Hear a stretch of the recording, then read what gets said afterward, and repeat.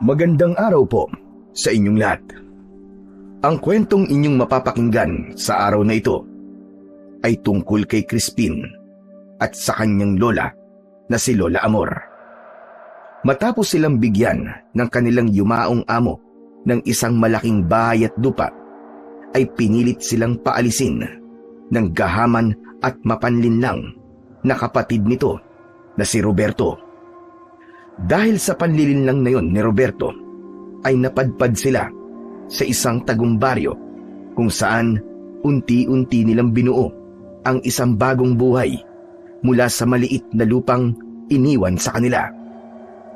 Ngunit sa gitna ng bagong buhay ng maglola, ay muling babalik si Roberto upang bawiin ang maliit na lupa na pagmamay-ari na nila. Hanggang saan ang kayang gawin ni Roberto upang makuha ang gusto nito? At ano ang kayang gawin ni na Crispin at Lola Amor upang protektahan ang isa't isa mula sa kalaban na isang kampon ng kadiliman? Ngunit bago po ang lahat, mga idol, huwag po nating kalimutang mag-subscribe at i-hit ang notification bell sa aking YouTube channel na The Voice Addict at Apong Isaak para sa mas marami pang makapigil hiningang kwentong aswang at katatakutan mula sa mundo ng kababalaghan. Umpisahan na po natin ang kwento. Hindi makapaniwala ang batang si Crispin nang ipatawag sila ng kanyang lola ng abogado ng namayapa nilang amo na si Don Luis upang makinig sa huling habili nito. Sa pagpasok nila sa library na nasa ikalawang palapag ng mansyon ng kanilang amo, ay naroon ang abogado at ang nag-iisang kapatid ni Don Luis na si Roberto. Napangisi si Roberto pagkakita kina Crispin at Lola Amor. Pinaupo sila ng abogado na agad naman nilang sinunod. Sandali nga, attorney. Anong ginagawa ng maglola na yan dito, ha? Ako na lang ang pamilya ni Kuya Luis, kaya ako na lang ang dapat na nandito. Alam ko na. May uutos ka ba sa kanila? Gusto mo ba ng juice o kaya ng kape? Mawalang galang na. Kasama sila sa last will and testament ng kapatid mo, Roberto. Karapatan nilang marinig ang huling habili ni Don Luis. Sir, sigurado ho ba kayo sa sinasabi nyo? Paano maging kami ng aking apo ay kasama sa huling habili ni Don Luis? Kami ay utusan lamang sa bahay na ito. Yun ang nakalagay dito. At alam ko na kaya yun ginawa ni Don Luis ay kayong dalawa ang nag-alaga sa kanya hanggang sa bawian siya ng buhay. Imbis kasi na ang kadugo niya ang gumawa nun, ay hindi. Teka. Nagpaparinig ka ba sa akin, ha, attorney? Baka nakakalimutan mo na nandito ko at naririnig ko ang sinasabi mo. Maaari bang manahimik na muna kayong lahat para makapagsimula na tayo? Umayos ng upo si Roberto at matalim nitong tinignan sina Crispin at Lolo Amor. Sabay na napayuko ang maglola dahil hindi nila kayang salubungin ang tingin ng kapatid ng kanilang amo. Halos 5 taon nang naninilbihan sina Crispin at Lola Amor sa namayapang si Don Luis. Hindi ito madaling magtiwala, kaya hindi ito kumuha ng maraming kasambay kahit marami itong pera. Nang magkasakit si Don Luis, ay tanging sina Crispin lang ang nag-alaga dito. Ang nag-iisa nitong kapatid na si Roberto ay hindi man lang dumalaw sa ospital kahit isang beses. Maging sa 3 gabing burol at araw ng libing, ay hindi rin nagpakita si Roberto. Nagtungo lamang ito sa bahay ni Don Luis sa araw na yon para malaman ang nilalaman ng last will and testament ng kapatid nito. Hindi nagtagal ay nagsimula nang basahin ng abogado ang huling habilin ng namayapang si Don Luis. Naramdaman ni Crispin ang mahigpit na paghawak ni Lola Amor sa isa niyang kamay. Ako, si Luis G. Santos, na nasa wastong pag-iisip at katawan sa mga oras ng aking pagsusulat nito, ay nagbibigay ng huling habilin bago ang aking pagpanaw. Dahil sa kabutiang loob, katapatan at pangangalagang ibinigay sa akin ng aking kasambahay na si Amor Ramos at ang kanyang apo na si Crispin Ramos, ay aking buong pusong ibinibigay sa kanila ang aking bahay at lupa. Ang aking pera sa bangko ay hahatiin naman ng patas sa mga charity institution na aking sinusuportahan. Si Roberto Santos na aking kapatid ay binibigyan ko ng personal kong relo at mga larawan ng aming kabataan bilang alaala. Ang sino mang magtatangkang baguhin o hadlangan ang habilin kong ito ay tinatanggalan ko ng anumang karapatan sa aking mga ari-arian. Agad na tumayo si Roberto at natakot si Crispin sa galit na rumihistro sa mukha nito. Anong kalokohan ito? Ako ang kadugo niya.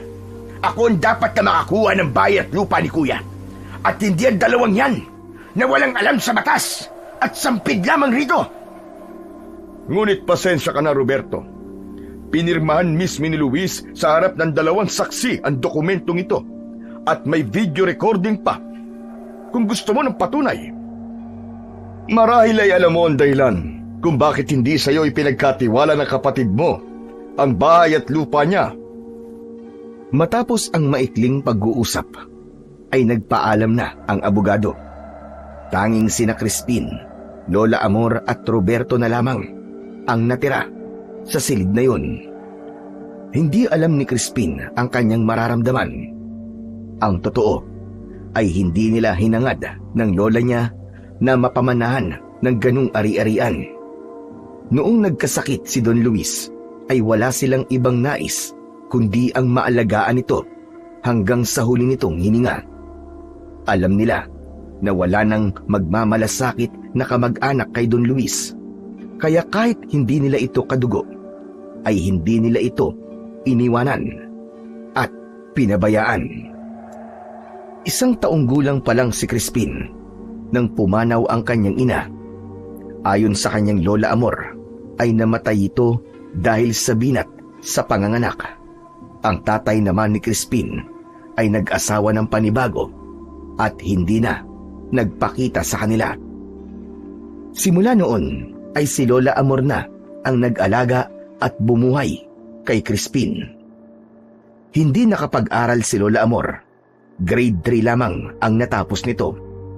At nang dahil din sa hirap ng buhay, ay hanggang grade 6 lamang ang naabot ni Crispin. Nang magtungo sila sa Maynila, ay agad silang nakapasok bilang kasambahay sa mansyon ni Don Luis at doon na nabuo ang tiwala nito sa kanilang maglola. Makalipas ang ilang minuto sa silid ng kanilang kinaroroonan, ay hindi na kinaya ni Crispin ang matalim na tingin ni Roberto sa kanila na para bang nais sila nitong saktan. Lola, tara na po. Marami pa po tayong gagawin sa ibaba eh. Tama ka, Crispin. Maglilinis pa tayo ng bahay at magluluto pa ng pananghalian. Sabay na tumayo sina Crispin at Lola Amor. Habang naglalakad sila palabas ng naturang silid, ay ramdam niya ang mabigat na tingin ni Roberto. Nang malapit na sila sa pinto, ay napahinto sila nang biglang nagsalita si Roberto. Napakasaya niyo siguro dahil nabilog niyo ang ulo ng aking kapatid. Ang saya-saya niyo dahil sa isang iglap ay nagkaroon kayo ng malawak na lupa at isang mansyon. Ano bang ginawa niyo para mauto niyo ng ganito kadali si Kuya Luis, ha? Umarap si Lola Amor kay Roberto. Hinawakan ni Crispin ang braso ng kanyang lola. Lola, huwag niyo na po siyang patulan. Mawalang galang na, Sir Roberto. Pero kahit kami ay nagugulat, sa naging desisyon ng kapatid mo. Hindi namin sa ito o binilog ang ulo. Gaya ng iyong sinabi, ang tanging ginawa namin ay ang alagaan siya, lalo na nung panahon na siya ay may sakit. Yun na nga eh. Nagkunwari kayong may pakialam sa kanya. Kasi alam niyong mamamatay na siya. At siyempre, alam niyong malambot ang puso ni Kuya Luis. Kaya inisip niyo na kung puro kabutihan ang ipapakita niyo sa kanya, ay papamanahan kayo. At nagtagumpay nga kayong mga patay gutom kayo. Sa bagay, ano pa bang ipagtataka ko sa mga kagaya niyong mahihirap? Mga mapanlin lang kayo at abusado. Kunwari mabait, pero nasa loob ang kulo. Mga manluloko.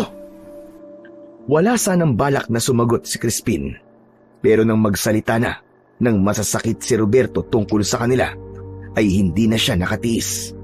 Nang sandaling yun, ay nakalimutan niya ang pagiging bata.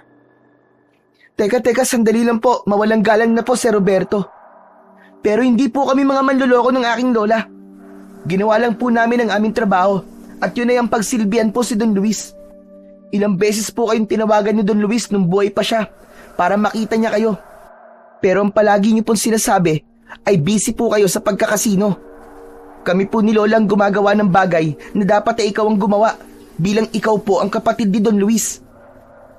Nanlisik ang mga mata ni Roberto at akmang sasampalin siya nito, pero mabilis na hinawakan ni Lola Amor ang kamay ng lalaki. Parang awa mo na, Sir Roberto. Huwag mo sasaktan ang apo ko. Dapat din sa apo mo ay dinidisiplina. Yan ba ang tinuturo mo sa batang yan, ha? Ang sumagot sa matatanda? Dapat lang po kayong sagutin. Dahil grabe na po ang sinasabi niyo sa amin na lahat naman ay walang katotohanan. Anong walang katotohanan sinasabi mo? Sabihin mo nga. Paano may papaliwanag na isa inyo ipinamana ng kuya ko ang bayat lupa na to? Alam ko na. Mga mangkukulam kayo. Kinulam niyo si kuya. Hindi po kami mga mangkukulam. Crispin, tama na po. Sir Roberto, ako na po ang humihingi ng paumanhin sa inasal ng aking apo. Bababa na po kami at tatawagin na lamang po namin kayo kapag handa na po ang pagkain. Yan! Ganyan nga. Pagsilbihan niyo ako para meron kayong pakinabang. Hinila na ni Lola Amor si Crispin. Nagmamadali silang bumaba at dumiretso sa kusina. Umupo si Crispin habang abala ang lola niya sa pagtingin sa ref nang pwede nitong lutuin. Crispin, hindi mo dapat sinagot kanina si Sir Roberto. Kapatid siya ni Don Luis. Sa tingin mo ba ay matutuwa si Don Luis kung sinasabihan mo ng gano'n ang kapatid niya? Sa tingin ko po matutuwa pa nga po si Don Luis sa langit eh. Kahit kasi magkapatid sila, ay parang hindi itinuring ni Sir Roberto na kapatid si Don Luis. Saka Lola, ipinagtanggol ko lang naman po kayo sa kanya. Kahit na, paano kung paalisin niya tayo dito sa bahay na to? Saan tayo pupulutin? Lola, hindi niyo po ba narinig yung sinabi ni attorney kanina? Sa atin na po ipinamana ni Don Luis tong bayat lupa niya. Sa madaling salita, ay sa atin na po to. Ito na po ang magiging bahay natin. Kahit na apo, kapatid ni Don Luis si Roberto, ang dapat ay maging mabait tayo sa kanya. Irespeto mo siya dahil mas matanda siya sa'yo. Maging mabait sa kanya? Kahit hindi siya mabait sa atin? Saka ang respeto po, Lola, ay ibinibigay po yun sa taong marunong din rumespeto. Nako, ikaw talagang bata ka. Para kang matanda kung magsalita. Maghiwa ka na lang nga muna ng bawang at sibuyas at huhugasan ko na itong karne. Saka na natin yan pag-usapan. Napalabi si Crispin. Hindi na siya nagsalita pa at sinunod na lamang niya ang utos ng kanyang lola. Pero sa isip niya ay masaya siya dahil sa wakas ay meron na silang bahay na matatawag na sa kanila. Malaking bagay yun para sa kanila ng kanyang lola, lalo na't nahila ng bangko ang lupang kinatitirikan noon ng kanilang bahay Hindi niya akalain na ang kabutihan nila ni Lola Amor ay susuklian ni Don Luis ng ganoon kalaki.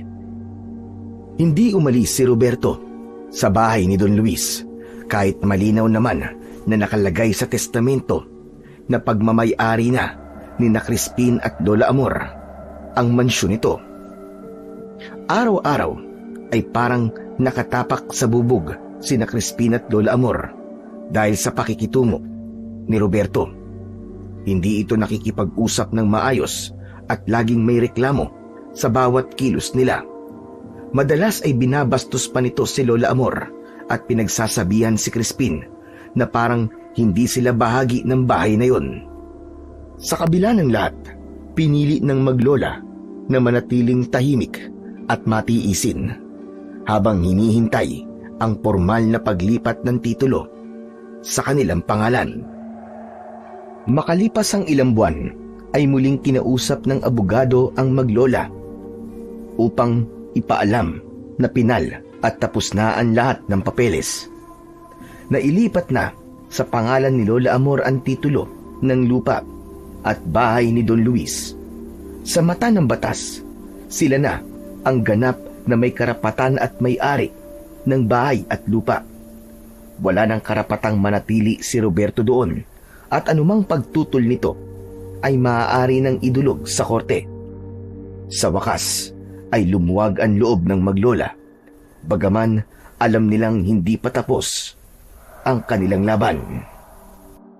Sa kabila ng pagiging bagong may-ari ng bahay at lupa ni Don Luis, ay mas pinili pa rin ni na Crispin at Lola Amor na matulog sa maliit na silid sa ibaba ng bahay kung saan dati pa sila natutulog.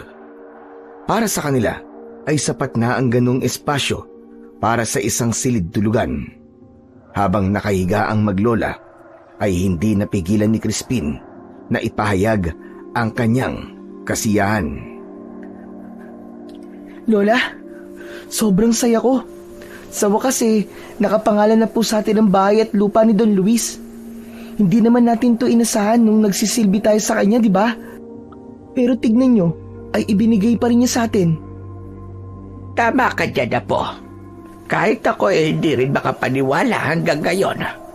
Kaya bilang ganti, ay dapat alagaan natin ang bahay at lupa niya na ito. Kahit wala siya, ay patutunayan pa rin natin na karapat-dapat tayo sa pamana niyang ito. Kaya lang po, Lola, si Sir Roberto. Bakit? Ano problema kay Sir Roberto? Talagang nagtanong ka pa, Lola. Hindi ba umaasta po siya na siya po may-ari nitong bahay? Palagi naman siya nandito simula nung mamatay si Don Luis Hindi po ba natin siya paaalisin dito? At bakit naman natin siya papaalisin? Siyempre po, sa atin na po itong bahay, di ba? Saka, hindi po ako komportable na nandito siya. Kahit tayo na ang may-ari nitong bahay mga alipin pa rin ang turing niya sa atin. Hayaan mo na lang siya. Sigurado ko na hindi magtatagal ay aalis din dito si Sir Roberto. Walang malapit na kasino dito at may sarili naman siyang bahay. Pagtiisa na lang natin muna siya, Apo. Napasimangot si Crispin sa sinabi ng kanyang lola. Hindi niya talaga gustong kasama nila sa iisang bubong si Roberto, lalo na't napakataas ng tingin nito sa sarili. Sa pagtrato kasi nito sa kanila, ay lumalabas na kasambahay pa rin sila sa sarili nilang pamamahay. Ngunit sa mga sumunod na araw, ay may isang bagay na napansin si Crispin. Mabilis ang mga pagbabago sa kilos ni Roberto. Mula sa pagiging masungit at laging nakasimangot, ay bigla itong naging magalang kay Lola Amor at palakaibigan kay Crispin. Tuwing umaga, ito na ang unang bumabati at minsan pa nga ay nag-aalok ng kape sa kanila. Habang tuwang-tuwa si Lola Amor sa pagbabago ni Roberto, ay duda naman doon si Crispin. Hindi siya naniniwala na sa isang iglap ay biglang naging maganda ang pakikitungo sa kanila ni Roberto. Pakiramdam niya ay may malalim itong dahilan kung bakit nito yun ginagawa at alam niya na hindi maganda ang dahilan na yun. Isang umaga, habang abala si Lola Amor sa pagdidilig ng halaman sa harapan ng bahay, ay nilapitan ito ni Crispin. Lola, may sasabihin po ako sa inyo. Hindi ba kayo nagtataka kasi bigla pong bumait sa atin si Sir Roberto? Kahina-hinala po, di ba? Ikaw talaga bata ka. Napaka-malisyoso ng iyong pag-iisip. Masyado ka mapaghusga. Ano bang kahina-hinala sa ganon? Lahat ng tao ay may kakayahan na magbago para sa kabutihan. Maging masaya ka na lang dahil magaan na ang pamumuhay natin sa bahay na ito. Alam ko pong may mga tao na kayang magbago, Lola. Pero base po sa pagkakakilala ko kay Sir Roberto, ay hindi niya kayang magbago. Masama po ang pakiramdam ko. Parang may hindi magandang pinaplano si Sir Roberto. Ano naman ang masama niyang pinaplano? Hindi ko po alam eh. Pero mag-iingat na lang po tayo sa kanya. Huwag po tayong pakampante. Huwag kang mag-isip ng kung ano-ano, Crispin. Hindi magandang mag-isip ka ng masama sa iyong kapwa. Magsasalita pa sana si Crispin nang makita niyang lumabas si Roberto ng bahay at tumayo sa bukana ng pinto. Matamis itong ngumiti, sabay tango nang magtagpo ang kanilang mga mata. Isang peking ngiti ang itinugon ni Crispin sa lalaki at sa kanya inilayo ang tingin dito. Sa kabila ng magandang pakikitungo ni Roberto sa kanila, ay hindi niya maiwasan na makaramdam ng kaba. Malakas talaga ang kutob niya na isang pagpapanggap lamang ang kabaitan na ipinapakita sa kanila ng kapatid ni Don Luis.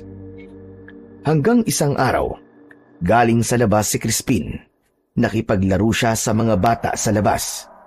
Pagdating niya sa sala, ay naabutan niya sina Lola Amor at Roberto na magkausap sa sala. May nakalatag na mga larawan at mga papeles sa center table. Nagsasalita si Roberto pero hindi niya masyadong naiintindihan ang mga sinasabi nito. Nang makita si Crispin ni Lola Amor, ay matamis itong ngumiti. Andito ka na pala, Crispin. Halika, lumapit ka at meron akong ipapakita sa iyo. Naupo si Crispin sa tabi ng kanyang Lola Amor. Ang una niyang tinignan ay ang mga larawan. Sa larawan ay may isang malawak na lupain na may kalakihang bahay sa gitna na gawa sa semento. Ano po yan, Lola? Lupa yan ang kapatid ko sa isang probinsya. Ipinundar niya yan noon, pero napabayaan na niya. Naisip ko na ipangalan na rin yan sa inyo. Sabi ko naman sa iyo, Apo, mabait na talaga si Sir Roberto sa atin. Tignan mo, ang papeles na ito. Ito ang katibayan na nasa pangalan ko na ang bahay at lupa ni Don Luis sa probinsya. Napirmahan ko na ito kanina habang wala ka. Hindi ba't nakakatuwa? Kapag nagsawa na tayo rito sa syudad, ay may mauuwian na tayong probinsya at meron din tayong bahay doon. Pwede ko po bang basahin ang papeles na yan? Kukunin sana ni Crispin ang papeles na hawak ni Lola Amor, ngunit mabilis siyang inunahan ni Roberto. Isinama nito yon sa iba pang mga papeles at mga litrato, sabay silid sa isang brown envelope. Saka mo na ito basahin, Crispin. Ipapanotaryo ko muna to. Tapos bibigyan ko kayo ng kopya. May pagdududang tinignan ni Crispin si Roberto. Matapos nitong tumayo, ay agad itong lumabas at kasunod nun ay narinig na nila ang ugong ng sasakyan nito papaalis. Lola, bakit niyo naman po pinirmahan kagad yung papeles na yun? Baka mamaya may kung anong nakalagay dun eh. Binasa sa akin ni Sir Roberto ang papeles na nagpapatunay na sa atin na inililipat ang bahay at lupa ni Don Luis sa probinsya. Binasa ko rin ang unang bahagi at napatunayan ko na totoo ang mga sinabi niya. Kaya huwag ka nang mag-isip dyan ng kung ano-ano. Ibig sabihin, hindi niyo po binasa ang buong papeles? Hindi, kasi naman, napakahaba. Saka medyo malabo na rin ang mga mata ko, Apo. Pero huwag kang mag-alala. At dapat nga'y matuwa pa tayo dahil naipakita talaga ni Sir Roberto na mabait na talaga siya sa atin. Ewan ko po, Lola Amor. Pero duda pa rin po talaga ako kay Sir Roberto eh. Natawa na lang si Lola Amor sa sinabi na yon ng apo niyang si Crispin. Alam ni Crispin na malaking bagay para sa kanila na meron silang panibagong lupang pagmamayari. Ngunit hindi niya maintindihan kung bakit patuloy pa rin siyang nagdududa sa mga kinikilos ni Roberto. Makalipas ang ilang araw, habang nanonood ng telebisyon sina Crispin at Lola Amor doon sa sala, ay nakarinig sila ng ugong ng sasakyan sa labas. Otomatikong tumayo si Crispin at binuksan niya ang pinto. Napakunot ang noo niya dahil may kotse ng pulis na nakaparada sa tapat ng gate. Mula roon ay bumaba si Roberto kasama ang 2 pulis. Lola, tignan niyo po. Bakit kaya may kasamang mga pulis si Sir Roberto? Aba oo nga ano. Ano kaya ang problema? Pumasok si Roberto at ang 2 pulis. Seryoso ang muka ng mga ito na nagdulot ng kaba kay Crispin. Sir Roberto, anong ginagawa po ng mga pulis dito? Amor, nandito kami para ipatupad ang kasunduang pinirmahan nyo. Ilang araw pa lang ang nakakaraan. Ayon sa dokumento, kusang loob nyong inililipat sa akin ang pangalan ng bayat lupa na to ni Kuya Luis. Dahil kapatid niya ako, at bilang kapalit, ay mapupunta naman sa inyo ang maliit na lupa ni Kuya na nasa probinsya. Heto ang titulo ng lupa na yon. Sa inyo na yan, pero kailangan nyo nang umalis ngayon din. Napakunot ang noo ni Crispin. Umigting ang dibdib niya. Tinignan niya si Lola Amor na nakatulala at tila hindi makapaniwala sa narinig. Nanginginig ang kamay ng matanda habang inaabot nito ang titulo na may kasamang ilang dokumento. Naluluwang napatingin si Lola Amor kay Roberto. Pero sir, hindi ganito naging usapan natin. Ang sabi niyo sa akin ay may lupa sa probinsya si Don Luis na ililipat mo ang pangalan ng titulo sa akin. Oo, ginawa ko ngayon at hawak nyo na ang titulong sinabi mo. Pero hindi mo sinabi na ililipat ko sa inyo ang pangalan ng bahay at lupa kung saan kami nakatira ngayon ng aking apo. Pwede ba, Amor? Huwag kang gumawa ng kwento. Lumapit ka noon sa akin at ang sabi mo ay masyadong malaki para sa inyo ng apo mo ang mansyon na ito ni Kuya Luis. At ang gusto nyo ay ang maliit na bahay at lupa lamang. Kaya naisip ko ang ideya na yon. Tapos kayo rin na nagsabi sa akin na ibibigay nyo na sa akin itong bahay at lupa ni Kuya. Tumatanda ka na talaga, Amor. Mukhang marami ka ng nalalanghap na polusyon dito sa syudad. Sinungaling ka! Wala kayong ganyang pinag-usapan ni Lola. Ang sabihin mo, niloko mo ang lola ko. Pinapirma mo siya sa isang dokumentong hindi niya naiintindihan ng nakalagay. Nagbait-baitan ka para makuha mo ang loob niya. Hoy bata, usapan ito ng matatanda, kaya huwag ka nakikisali ha. At saka, nandito ka ba nung nag-usap kami ng lola mo? Hindi ba't nasa labas ka ng oras na yon? Pero sir, bakit may mga pulis kapag kasama? Anong gagawin nila sa amin? Sa ngayon, ay wala silang gagawin sa inyo. Pero sa sandaling magmatigas kayong dalawa at hindi pa kayo umalis ngayong araw, ay saka lang sila kikilos para puwersahan kayong paalisin dito. Kaya kung ayaw niyong masaktan, ay mag-empake na kayo at umalis na kayo ngayon din. Magpasalamat na lang kayo sa akin dahil kahit papano ay may lupa pa kayong nakuha mula sa kapatid ko. Aalma pa sana si Crispin, pero hinawakan ni Lola Amor ang balikat niya. Nang tignan niya ang kanyang lola, ay walang tigil ang pagluha nito. Tama na. Tama na, Crispin. Tama na, Sir Roberto. Masyadong malaki ang mansyon na ito para sa ating dalawa. Sir Roberto, hindi mo na kailangang utusan pa mga pulis na sapilitan kaming umalis. Dahil aalis na kami ng aking apo ngayon din. Bigyan nyo lang kami ng konting oras para makapag-empake. Mabuti kung ganon. Sige na, bilisan nyo na mag-empake. Dahil ayoko nang makakita ng basura sa aking pamamahay. Pero Lola, tama na, Crispin, tama na. Mag-empake na tayo. Tumalikod si Lola Amor at nagtungo sa kanilang silid, habang si Crispin ay nanatiling nakatayo sa harapan ni Roberto. Nakakuyom ng mariin ng kanyang mga kamay at matalim ang tingin. O ano pang ginagawa mo dito?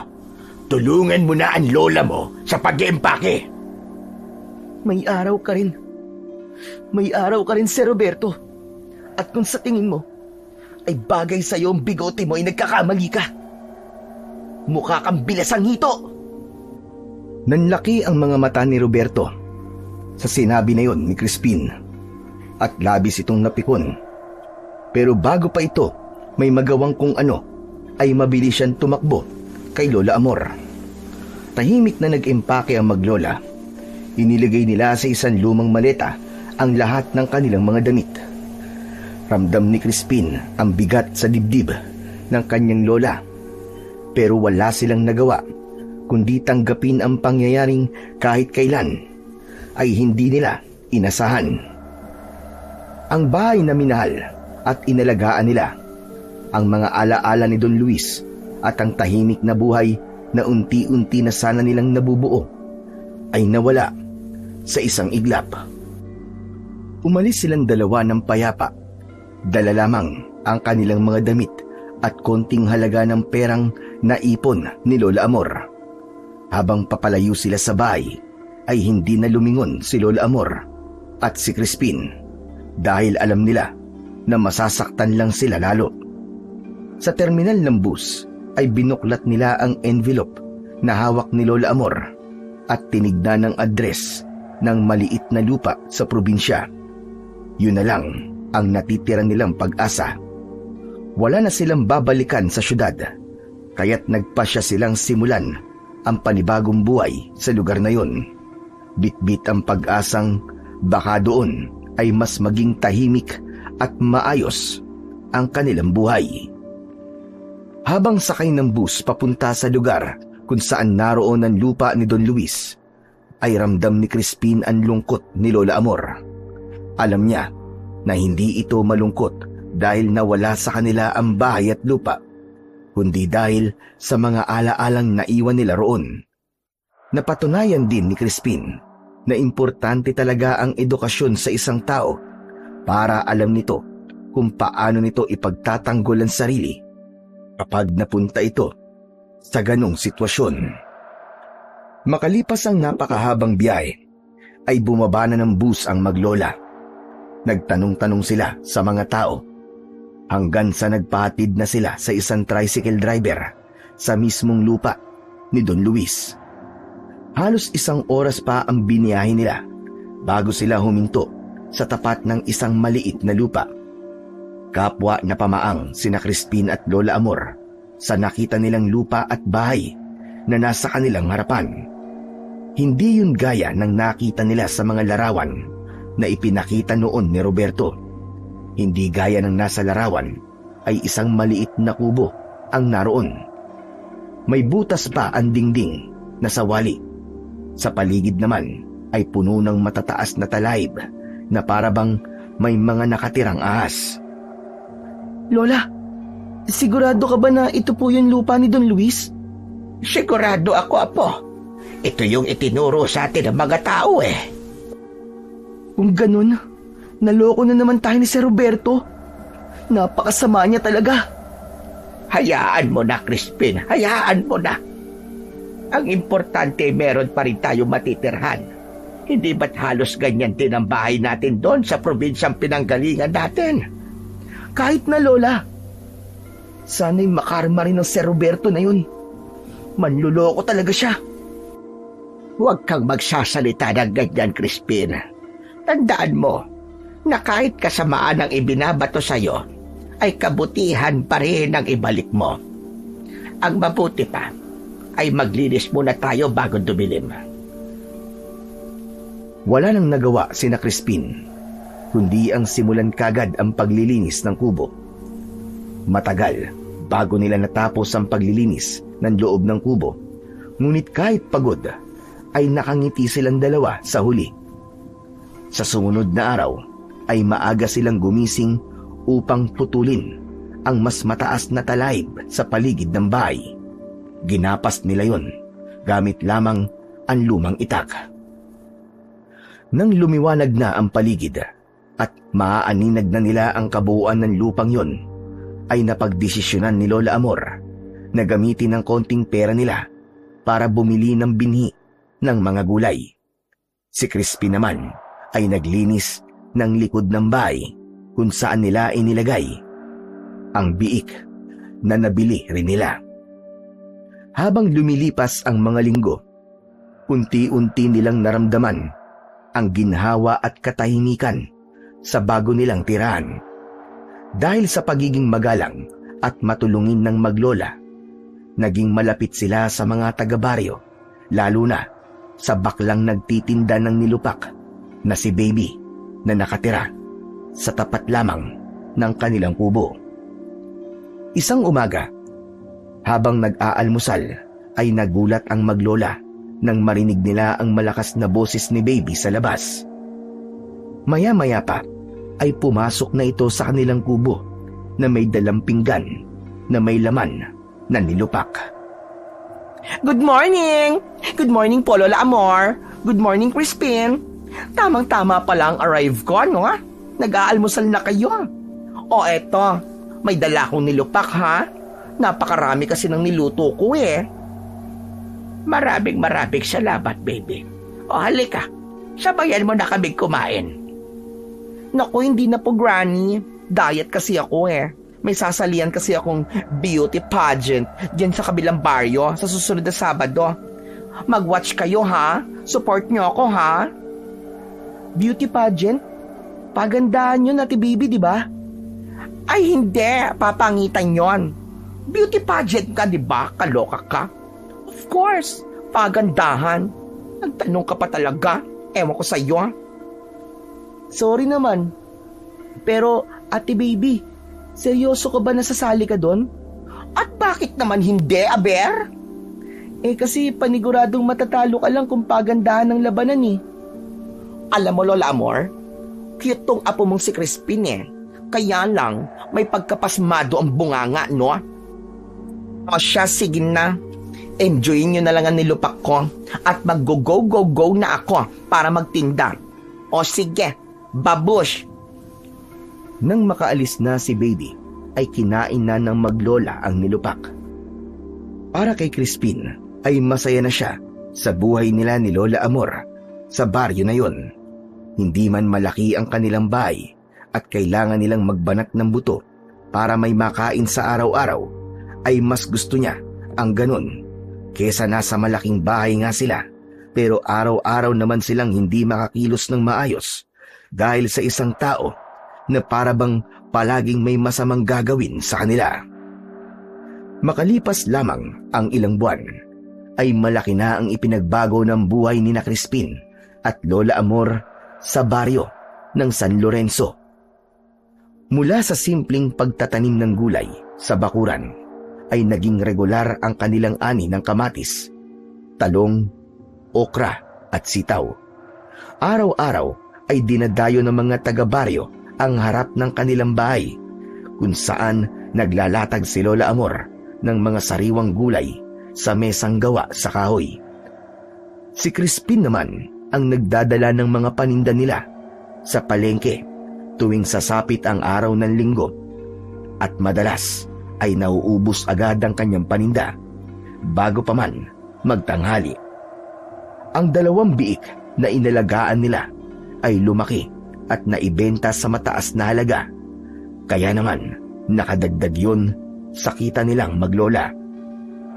Dahil sa tiyaga at sipag, nakaipon sila ng sapat na pera upang ipaayos ang kanilang tahanan. Unti-unting binaklas ang lumang kubo at pinalitan ng semento ang mga dingding at sahig. Pinatibay ang bubong at nakapagpakabit na rin sila ng linya ng kuryente. Nakapagpagawa na rin sila ng poso na siyang pinagkukunan nila ng malinis na tubig. Naging mas masaya rin ang kanilang pamumuhay dahil alam nilang bunga yun ng sarili nilang pagsusumikap. Isang hapon, habang abala si Lola Amor sa pagluluto, ay dumating si Baby upang makipagkwentuhan. Wow! Anong niluluto mo, Granny? Ang bango-bango, ha?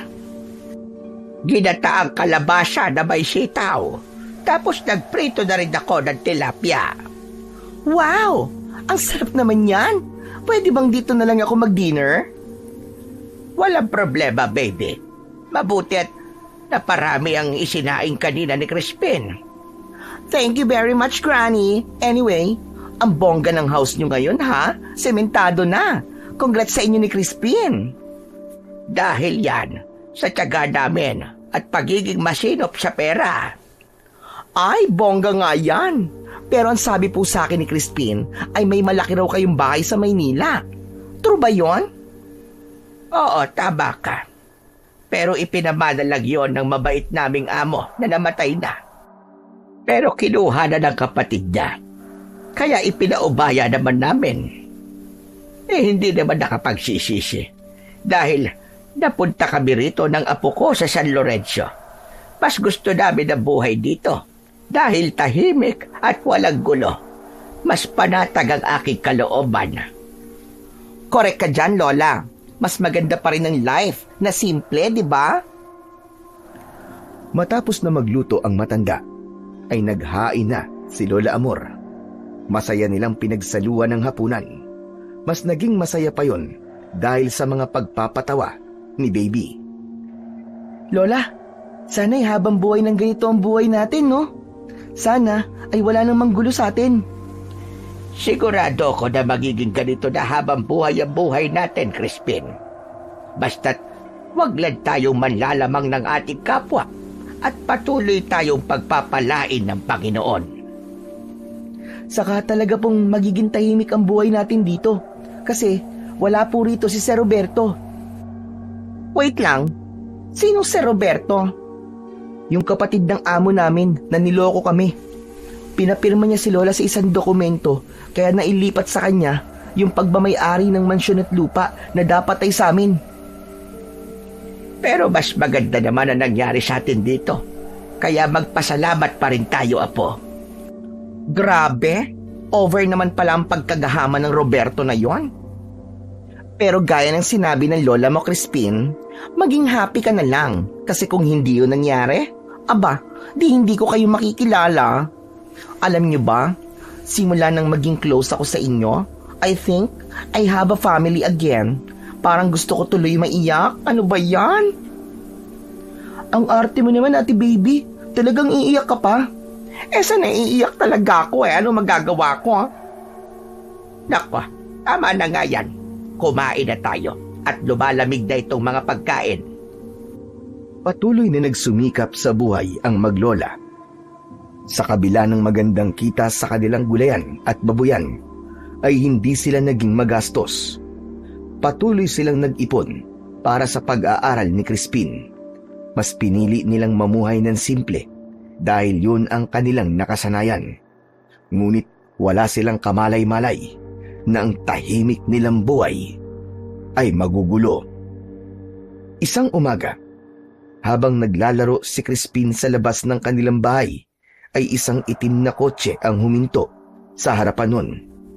Lahat ng tao na nasa labas ay napatingin sa sasakyan sapagkat bihirang may magawing sasakyan sa San Lorenzo.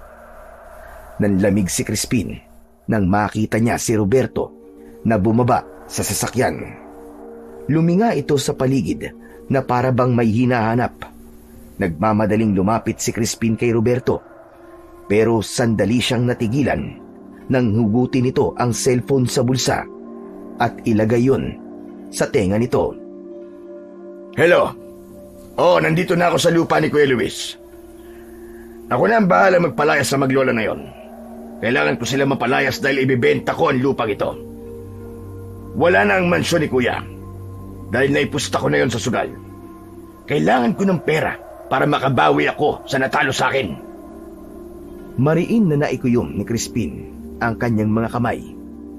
Kung hindi lang siya bata, ay kanina pa niya pinagsususuntok si Roberto. Maya-maya ay naglakad si Roberto papasok sa bakuran nila.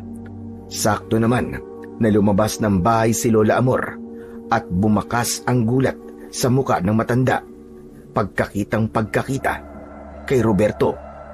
Nagmamadaling lumapit si Crispin sa kanyang lola. Sir Roberto, nakakagulat naman kayo. Anong ginagawa niyo rito? Dinadalaw ko lang kayo at baka isipin nyo na wala akong pakialam sa inyo. May mga dokumento lang akong papapirmahan sa inyo bilang dagdag na katibayan na sa inyo na talaga ang lupa na to.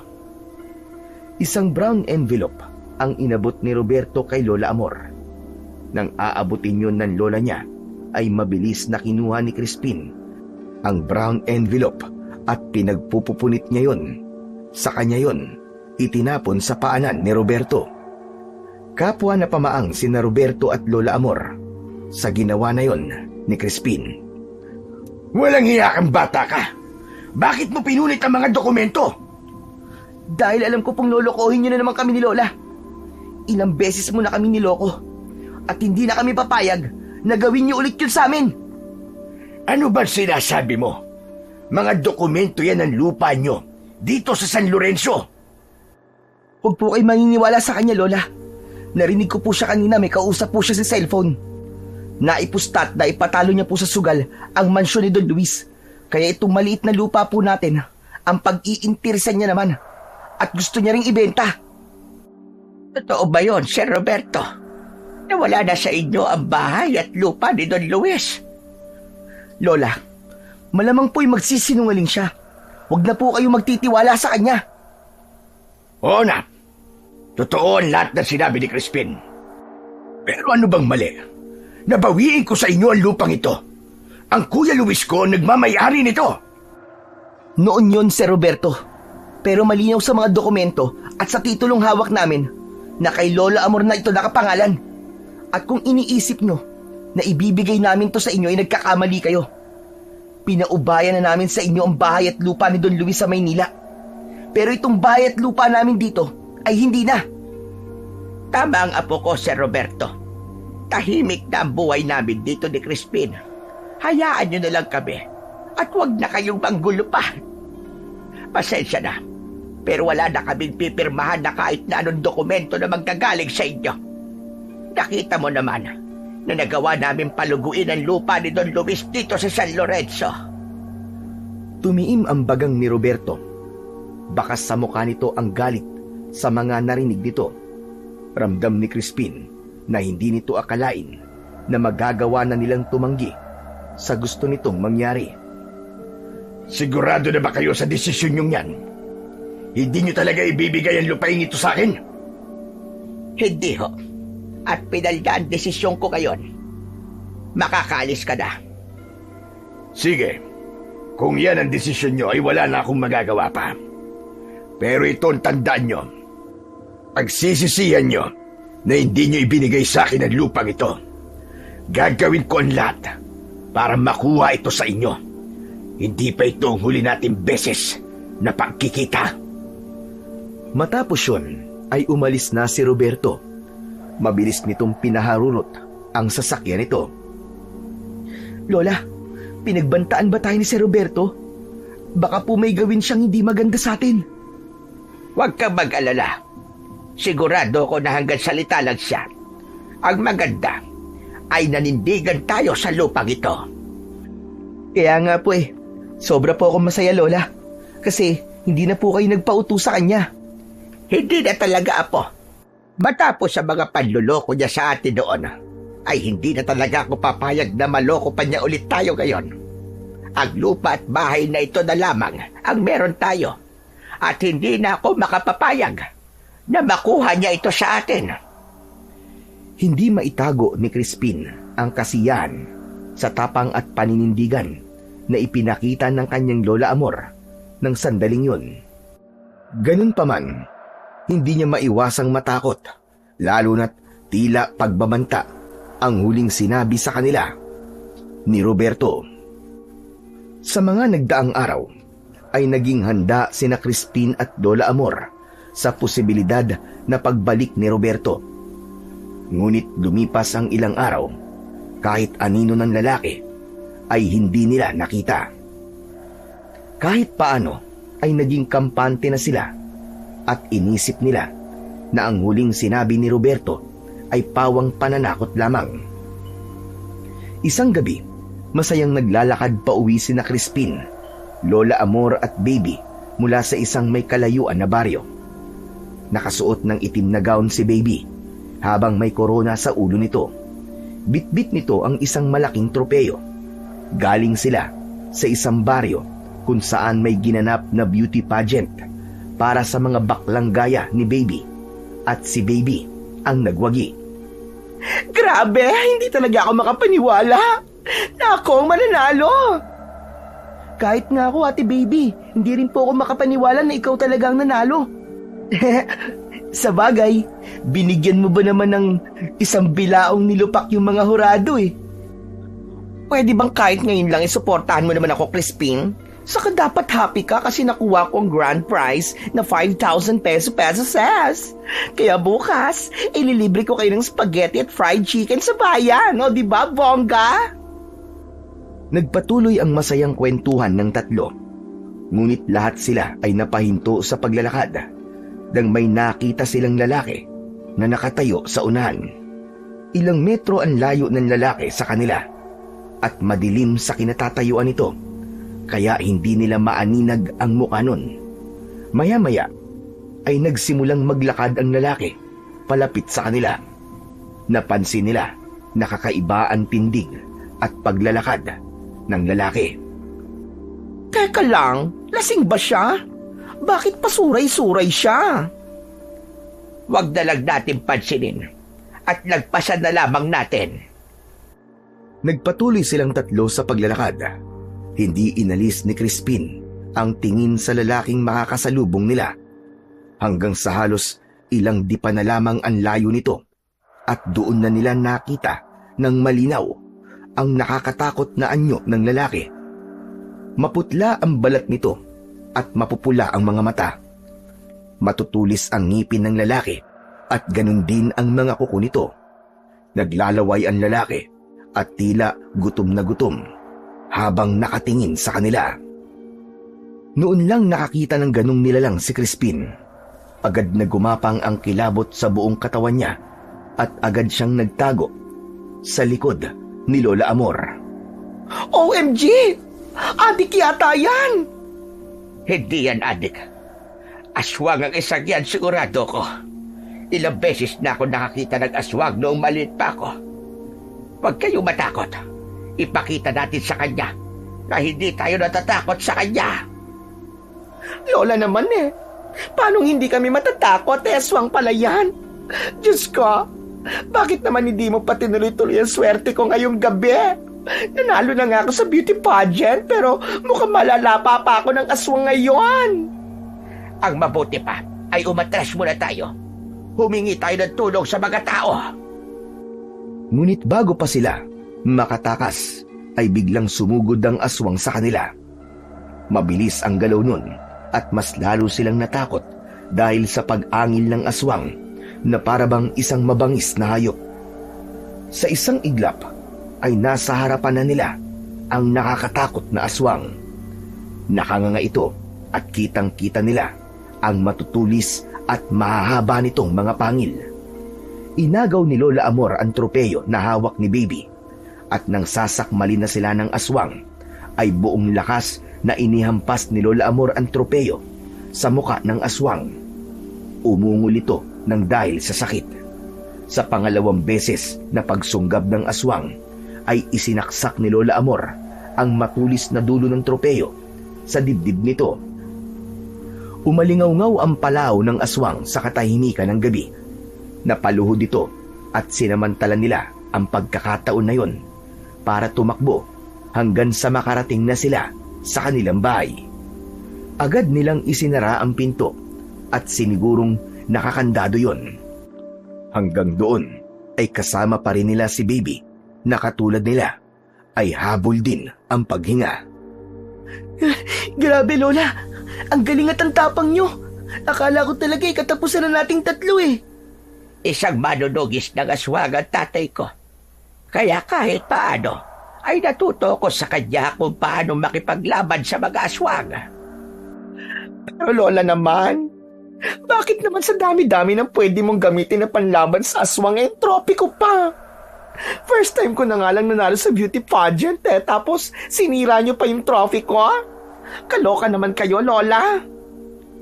Hayaan mo na, Ate Baby. Ayaw mo ba nun? Nang dahil sa trophy mo, buhay pa tayo ngayon. Sa bagay, may point ka. Lalaban na lang ulit ako sa susunod at sisiguraduhin ko na mananalo ulit ako. Pero baby, may aswang ba talaga dito sa San Lorenzo? Lola Amor, dito na ako ipinanganak at nagdalaga. Pero wala akong nakikita o naririnig na kwento na may aswang dito. As in ngayon lang. First time ko nga makakita ng ganun eh. Kung ganon, saan kaya galing ang aswang na yon? Hindi ko talaga knows, Lola. Pero sandali lang uuwi na ako. Thank God na lang talaga kasi alive and kicking pa tayong tatlo. O sige, pero mag-iingat ka. Bubuksan na sana ni Baby ang pinto nang biglang may kumatok mula sa labas. Malalakas ang katok na parabang naisirain ng kung sino na nasa labas ang pinto. Napayakap sina Crispin at Baby kay Lola Amor. Nalaman nila ang aswang ang nasa labas nang marinig nila ang galit na galit nitong pag-angil. Diyos ko! Talagang sinundan pa niya tayo rito sa Balor! Huwag kayo mag-alala. Ako ang bahala sa kanya. Nagtungo sa kusina si Lola Amor. Pagbalik nito sa sala, ay may dala na itong itak. Lola, kailan ka pa naging Gabriela Silang, ha? Lumapit sa pinto si Lola Amor.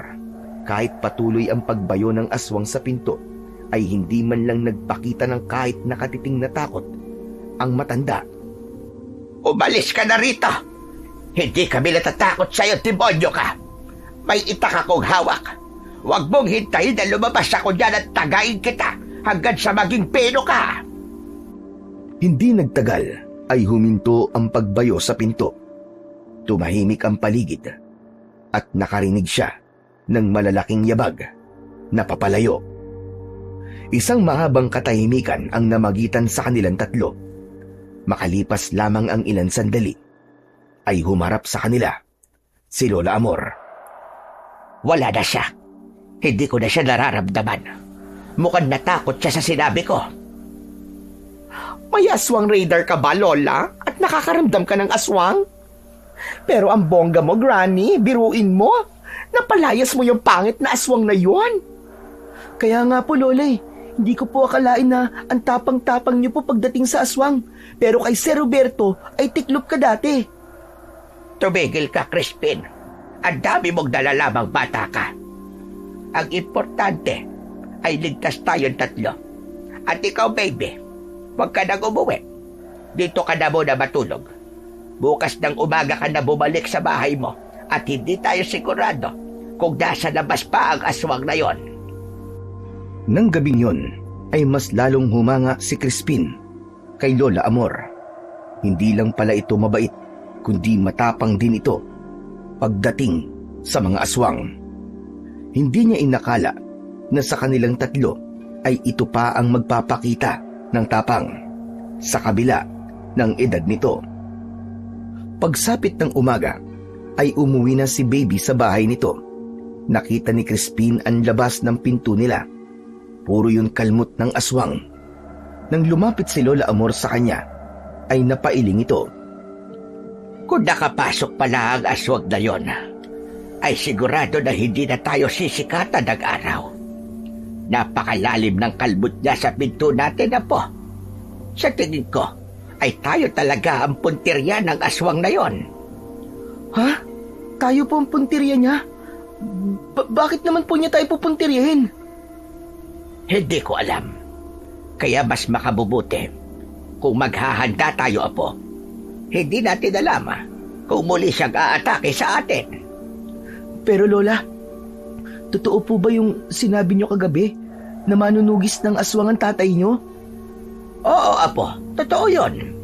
Ang tatay ko ang nagturo sa aming magkakapatid kung paanong makipaglaban sa mga aswang. Dahil kasi sa dami ng aswang na napatay noon ng tatay ko, ay natatakot siya na kaming mga mahal niya sa buhay ang gantihan o saktan ng mga aswang. Matapos ang kanilang pag-uusap, ay pinanood ni Crispin si Lola Amor sa paglalagay nito ng proteksyon sa kanilang bahay laban sa mga masasamang elemento, lalong-lalo na sa aswang. Nilagyan nito ng bawang at asin ang gilid ng bintana at pinto. Kinahapunan, nagtungo si Lola Amor sa kabilang baryo upang bumili ng buntot ng pagi sa isang matandang albularyo. Isinabit nito yon sa likod ng pinto kung saan madali yung makukuha kapag kinailangan. Lola, teka po, para saan po ang buntot ng pagi? Alam mo, Apo, mabisayang sandata laban sa mga aswang. Kapag inihampas mo yan sa kanila, ay matindi ang pinsalang makukuha nila. Pero depende pa rin sa klase ng aswang, Crispin. May mga aswang na labis na nasasaktan ng buntot ng pagi at meron namang hindi tinatablan. Naputol ang pag-uusap nila nang makarinig sila ng humintong sasakyan sa labas ng kanilang bahay. Sabay silang lumabas at nakita nila si Roberto na bumaba sa kotse nito at taas noong naglakad papalapit sa kubo nila. Nandito na po ang isa pang aswang, Lola. Tumahimik ka muna, Crispin. Hayaan mong ako makipag-usap sa kanya. Huminto si Roberto sa harapan ni na Crispin at Lola Amor. Isang nakakalokong ngiti ang sumilay sa mga labi nito. Pinahanga niyo ko. Hindi ko akalain na buhay pa kayong dalawa matapos kayong atakihin ng aswang kagabi. Teka, paano niyo nalaman yun? Huwag niyo pong sabihin na ikaw yung aswang. Ako, aswang? Hindi ako aswang, Crispin. Pero may kilala akong aswang. At yun ang inutusan kong umatake sa inyo kagabi para takutin kayo. Roberto, bakit mo naman ginawa yun? Alam mo bang muntik na kaming mapahamak ng aking apo dahil sa ginawa mo? Dahil masyado kayong matigas na maglola. Kung ibinigay nyo na lang sana agad ang lupang kinatatayuan nyo, ay hindi ko maiisip ang bagay na yon. Ano bang gusto nyo mangyari? Bakit hindi nyo na lang irespeto ang desisyon namin ni Lola? Ang gusto kong mangyari ay pumirma ang lola mo sa dokumentong dala ko. Nakalagay dito na inililipat na niya sa pangalan ko ang lupang ito. At ano pagkatapos? Ibibenta nyo to? At isusugal ang perang makukuha nyo? Hindi po kami papayag. Tama ang apo ko, Sir Roberto. Pasensya na, pero hindi na namin maaaring ibigay sa inyo ang lupang ito. Nandito na ang buhay namin. Hindi na kami papayag na maging ito ay mawala lang dahil sa pagsusugal nyo. Kung ganun, ay pasensyahan na lang tayo. Umasa na kayo na hindi na kayo makakatulog ng maayos tuwing gabi. Dahil gabi-gabi kayong gagambalain ng aswang na inutusan ko. Hanggat hindi kayo pumapayag sa gusto ko, ay hindi ko kayo patatahimikin. Pero wag niyo akong sagarin. Kapag nainip ako, ay ipapapatay ko na lang kayo sa aswang na yon. Para tapos na ang problema ko sa inyong dalawa. Ayaw niyo naman sigurong umabot pa tayo. Sa ganun, hindi ba? Nang dahil sa tutok masyado sina Crispin at Lola Amor kay Roberto, ay hindi nila napansin na nasa likod na pala ni Roberto si Baby. Nagulat na lang sila nang hampasin bigla ni Baby sa ulo si Roberto gamit ang dala nitong maitim na kaldero. Mabilis na humarap si Roberto kay Baby. Susuntukin sana ni Roberto si Baby, pero agad nitong iniumang ang maitim nitong kaldero. Sige, subukan mo saktan ako at lilipad tong black kaldero ko sa pagbumuka mong hayop ka. Ano bang kasalanan nila Crispin at Lola Amor sa'yo, ha? At pinagbabantaan mo ang buhay nila? Walang imik na tinabig ni Roberto si Baby. Muntik pa itong matumba. Malalaki ang hakbang na naglakad si Roberto papunta sa kotse nito. Bago ito sumakay, ay huminto pa ito at isa-isa silang dinuro. Hindi pa ako tapos sa inyo. Hindi ako titigil hanggang sa mapunta sa akin ang lupang yan. At ikaw naman na dalahirang bakla ka, damay ka na rin. Pagsisisihan mo na kinanti mo kung walang hiya ka. Wala akong care kahit idamay mo pa ako. Wala akong kinatatakutan, no? Matapang na inirapan si Baby ni Roberto bago ito tuluyang sumakay sa kotse nito. Agad yung pinaandar ni Roberto ng mabilis. Nagmamadaling lumapit si Baby kina Crispin at Lola Amor habang may pag-aalala sa mukha nito. Nako, okay lang ba kayo? Ano ba nangyari?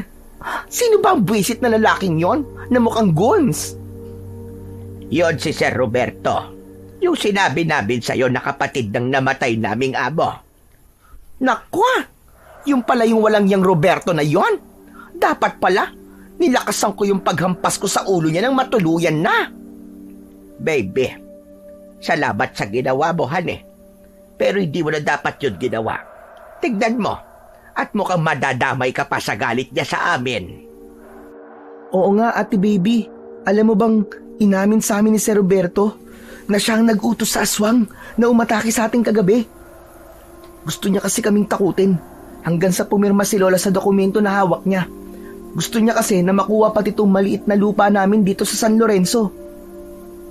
True ba? Ganun siya kadesperado? Pero, Lola Amor, carry niyo ba tong problema niyong to? Super level up na sa kasamaan si Roberto. Kung aswang ang kinuha niya para takutin kayo, hindi malayo na masaktan kayo kasi aswang yon, right?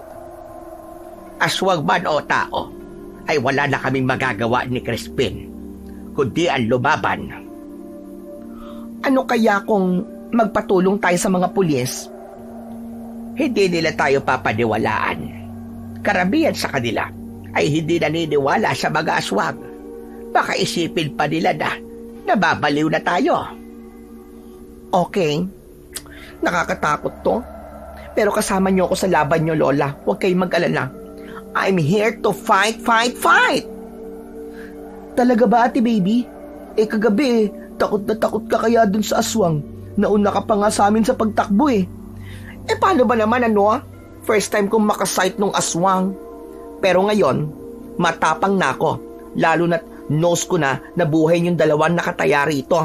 Siyempre, family ko na kayo, no? Kaya kung anong problema nyo, ay problema ko na rin.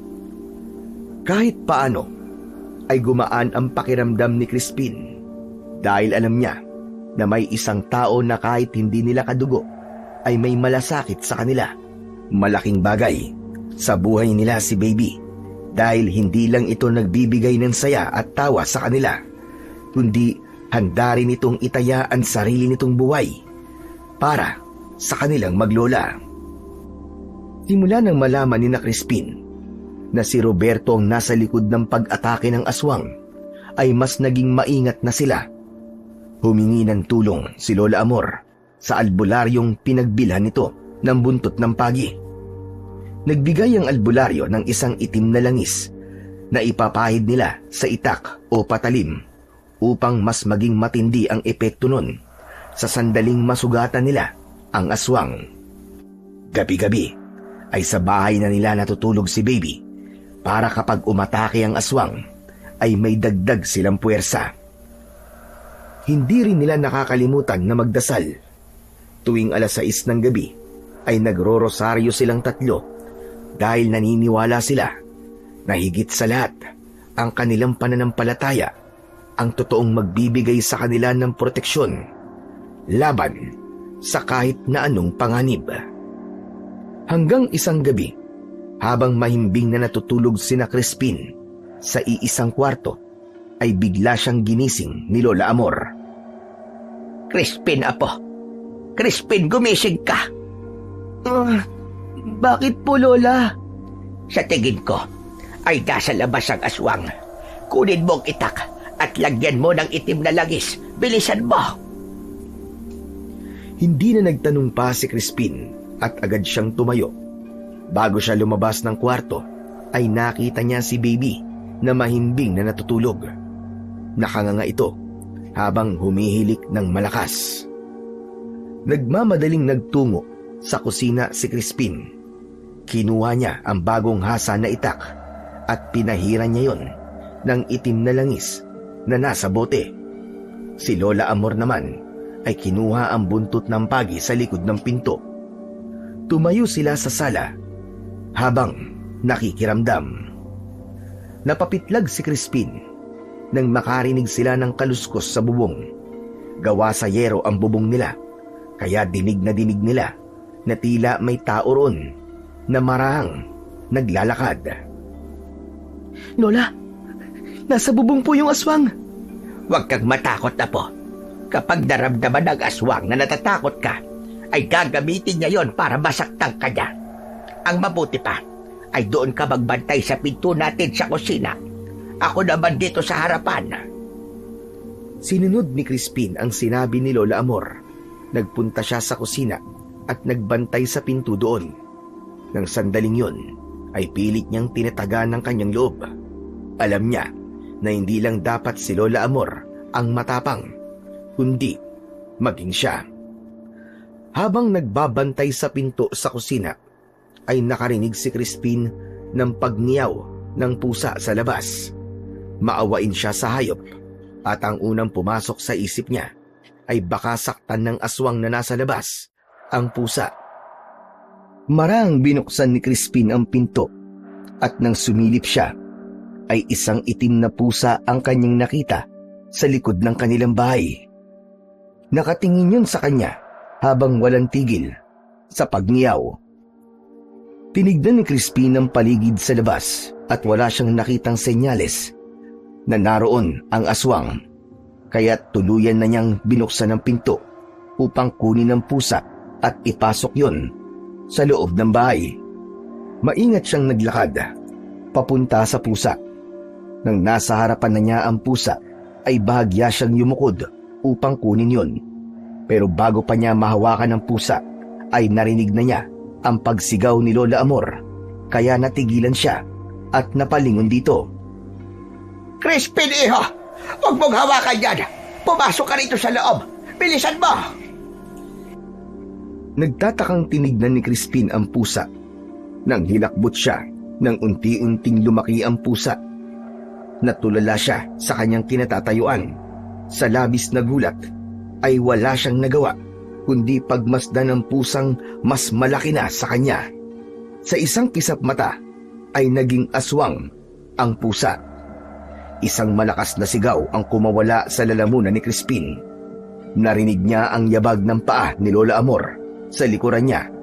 Pero huli na ang lahat dahil mahigpit nang nahawakan ng aswang ang braso ni Crispin.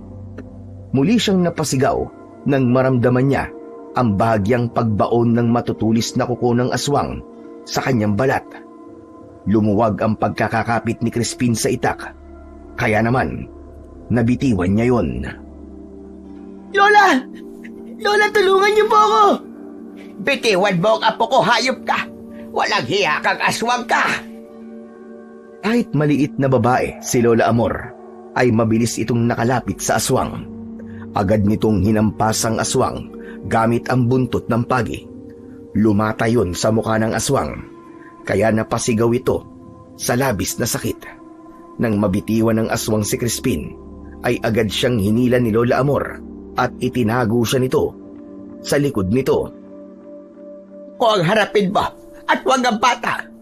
At bakit mo siya sinasaktan, ha? Hindi ba't ang sabi ni Roberto sa'yo ay takutin lamang kami? Sabihin mo sa kanya, kahit anong halimaw o demonyo ang ipadala niya rito, ay hindi kami papayag sa gusto niya mangyari. Amin ang lupang ito, at hindi namin ipagkakatiwala sa kanya ang natitirang ari-arian ni Don Luis. Isang malakas na pag-angil ang pinakawalan ng aswang habang dumudugo ang mukha nito. Labis na natakot si Crispin.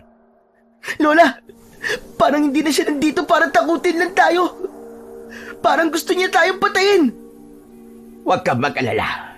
Hindi ako papayag na mapatay tayo ng halimaw na aswang na yan. Sige, lumapit kang hayop ka. Kung gusto mong punuin ko ng latay ang katawan mo hanggang sa mamatay ka. Nanlilisik ang mga matang sumugod ng aswang, pero sinalubong yun ng malakas na hampas ng buntot ng pagi ni Lola Amor. Muling tinamaan sa mukha ang aswang. Napaatras ito saglit. Naggalit ang mga ngipin nito at sumugod ulit. Tinamaan ni Lola Amor sa braso ang aswang gamit ang buntot ng pagi, pero bago pa muling makagawa ng pag-atake ang matanda, ay nagawa itong kalmutin ng aswang sa balikat. Napaluhod si Lola Amor na agad namang dinaluhan ni Crispin. Lola! Lola, may sugat na po kayo! Humingi na po tayo ng tulong! Huwag kang mag-alala, Crispin. Kaya ko pang makipaglaban. Nang lumundag ang aswang papunta sa kanila, ay itinulak ni Lola Amor si Crispin papunta sa kaliwa. Napasubsob si Crispin sa lupa at kitang-kita niya kung paano pumaibabaw ang aswang sa kanyang lola. Ganun pa man, ay nakipagpambuno pa rin si Lola Amor sa aswang. Hanggang sa nakita ni Crispin ang itak na nabitiwan niya, nagmamadali siyang tumayo at dinampot ang itak. Sa takot at galit ay sumigaw si Crispin at tumakbo papalapit sa aswang habang hawak ang itak gamit ang dalawang kamay. Buong lakas niyang isinaksak yon sa likod ng aswang. Umatungal ang aswang dahil sa labis na sakit. Napalingon ito kay Crispin. Umalis ito sa ibabaw ni Lola Amor at saka mabilis na tumakbo palayo. Tumalon ito sa bakod at naglaho sa talahiban sa likod ng bahay. Nilapitan ni Crispin si Lola Amor na nakaupo sa lupa habang hawak ang sugat sa balikat. Lola, ang dami niyo na pong dugo. Ayos lang ako. Kailangan natin patayin ang aswang na yon ngayong gabi para hindi na siya makabalik pa. Nagpumilit na tumayo si Lola Amor habang si Crispin ay labis ang pag-aalala na inalalayan nito. Nang sandaling yun, ay lumabas na mula sa pinto sa kusina si Baby na may rollers pa sa buhok at may dalang kutsilyo. Nasaan na? Nasaan na ang aswang na yan? Papatayin ko! Wala na, ate. Nakatakas na. Teka, para ka naman mga pulis sa pelikula, ate Baby. Kung kailan tapos na ang aksyon saka ka naman dadating. Pasensya na. Napasarap kasi ang tulog ko Ay, OMG Lola Amor. Ang dami mong dugo. Napakadramatikong tumakbo si Baby kay Lola Amor. Maigpit nitong niyakap ang matanda. Lola, huwag niyo po kaming iiwan. Diyos ko, huwag niyo po muna siyang kukunin sa amin. Parang awa niyo na po. Malakas na hinila ni Lola Amor ang buhok ni Baby. Aray ko naman, bakit ba yun, Lola? Napaka-OA ba? Hindi pa ako mababatay. Total gising ka ng lintik ka. Mabuti pang tulungan mo kami ni Crispin na sundan yung aswang sa talahiban. Kailangan natin siya mapatay. Sa tingin ko, ay matindi ang pinsalang nakuha niya nang saksakin siya ni Crispin sa likod. Paniguradong manghihina na yon. Crispin, kunin mo ang flashlight sa kwarto. Bilisan mo. Agad na tumalima si Crispin. Bumalik siya sa loob ng bahay at kinuha ang iniuutos sa kanya na flashlight ng kanyang lola. Nang balikan niya, sina Lola Amor at Baby sa likod ng bahay, ay nagsimula na nilang sundan ang mga patak ng dugo ng aswang sa lupa. Hindi inalis ni Crispin ang pagkakatutok ng ilaw ng flashlight sa bawat patak ng dugo. Sinundan nila yon papunta sa matataas na talahiban. Mula sa talahiban ay tumawid ang mga bakas papunta sa masukal na bahagi ng gubat. Doon ay lalo pang lumalim ang katahimikan. Maya-maya pa, sa ilalim ng isang matandang puno, ay nakita nila ang katawan ng aswang.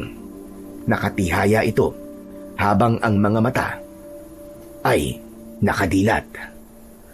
Napayakap si Baby kay Lola Amor. Lola, ayan na!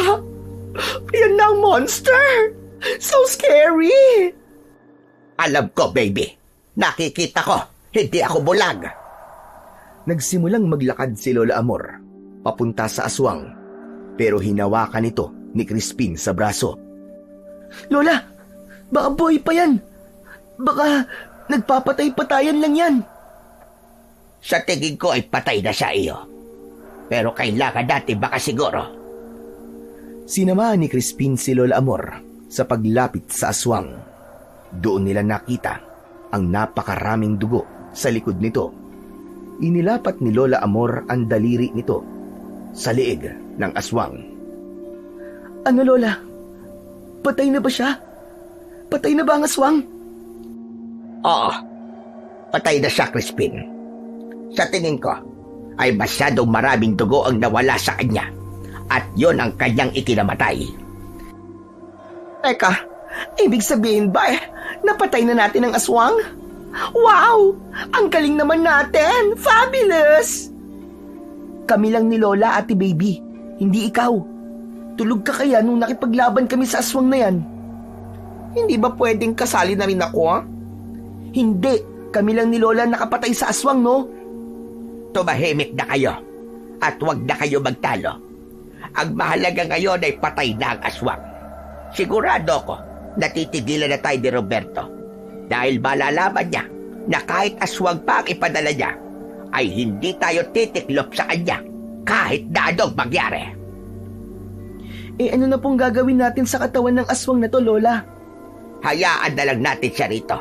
Tara na, at umuwi na tayo. Nauna nang naglakad si Lola Amor pabalik sa kanilang bahay.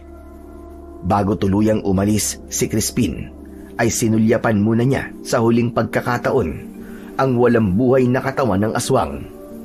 Sa kabila ng mga sugat na natamo nila ng kanyang lola, ay magaan na ang kanyang pakiramdam. Dahil sa wakas ay wala ng aswang ang manggagambala sa kanila tuwing gabi.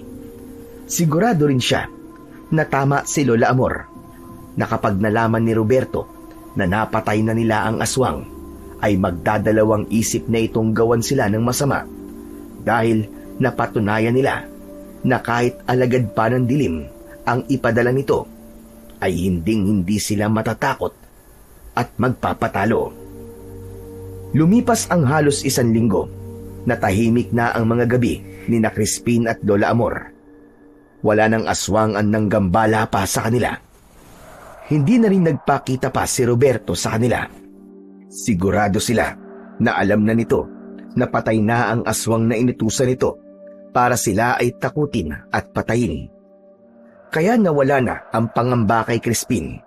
Nakakapagtrabaho na sila ng maayos at nakakatulog na sila ng mahimbing tuwing gabi.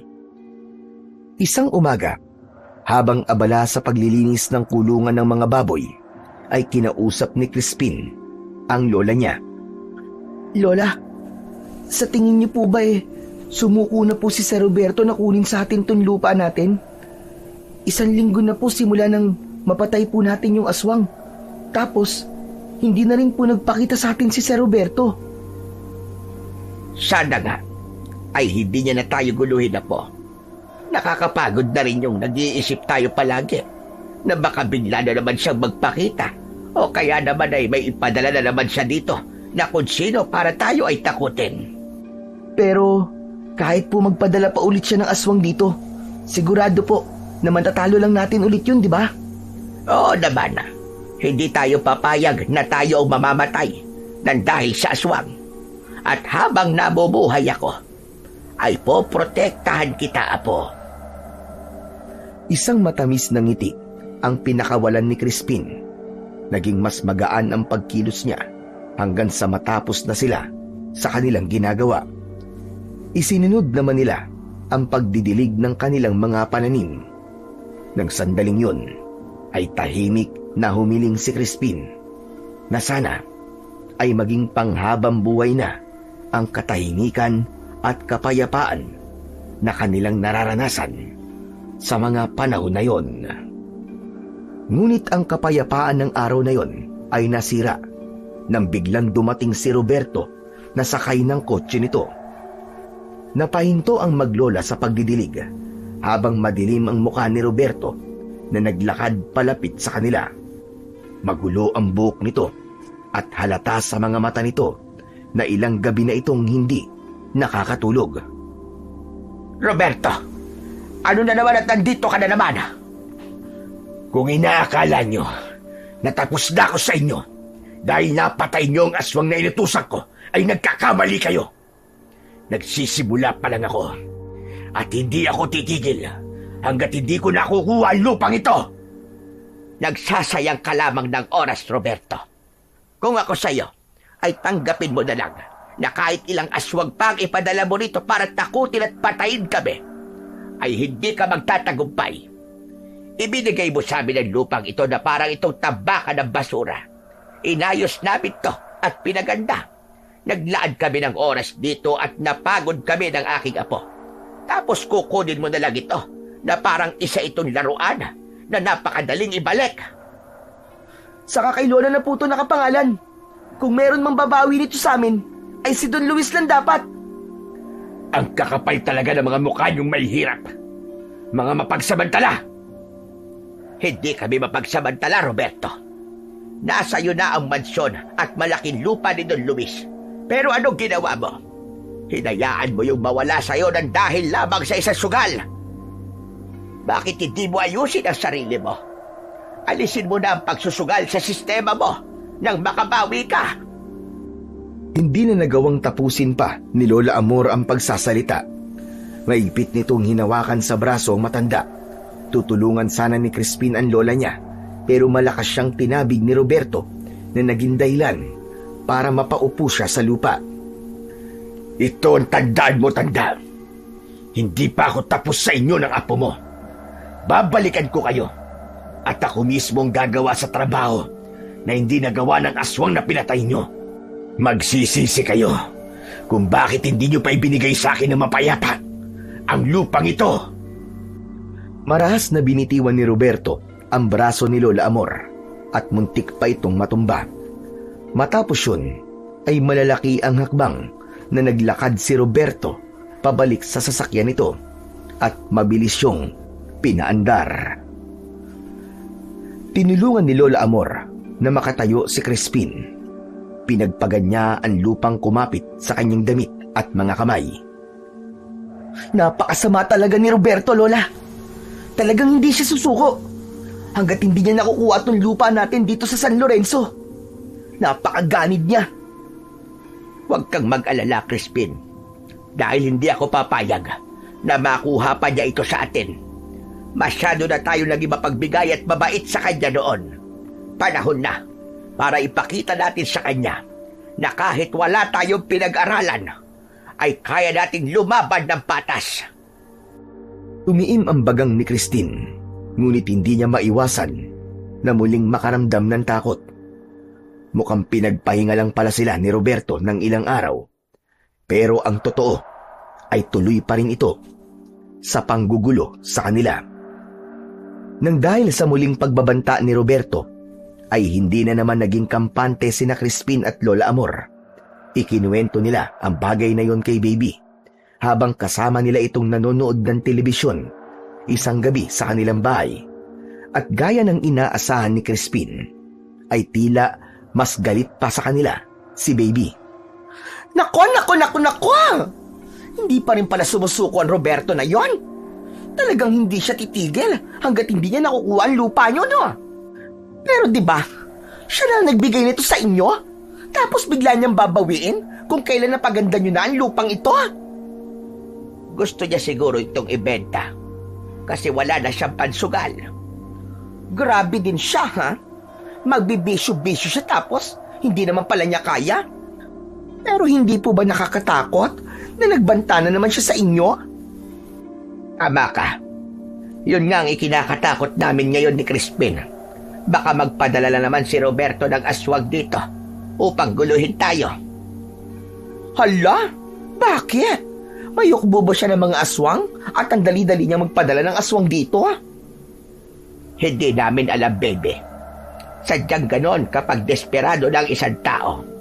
Lalo na't may mga koneksyon sa mga nilalang ng kadiliman. Lahat ay kaya niyang gawin, kahit ang sa tingin natin ay imposible. Sinabi mo pa, Granny. But anyways, pagamit muna ako ng banyo, ha?